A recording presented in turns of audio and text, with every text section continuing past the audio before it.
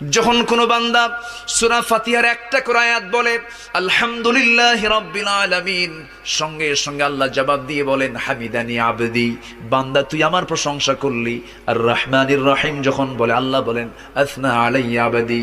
মালিক ইয়াউমিদ্দিন যখন বলে আল্লাহ বলেন মাজ্জাদানি আবদি। এরপরে যখন বলে ইয়াকা না'বুদু ওয়া ইয়াকা নাস্তাঈন পর্যন্ত যখন বলে আল্লাহ বলেন বান্দারে তুই আমার কাছে কি চাস, প্রাণ খুলে চারে বান্দা। ইহদিনাস সিরাতাল মুস্তাকিম থেকে শুরু করে নিয়া ওয়ালাদ-দাল্লিন পর্যন্ত যখন বান্দা বলে তখন আল্লাহ বলেন বান্দা নামাজের মধ্যে এমন প্রেমের খেলা খেললি বান্দা, তুই যা চাইলি সব আমি আল্লাহ কবুল করলাম। ওই বান্দা যখন রুকুতে যায় আল্লাহ তখন অস্থির হন।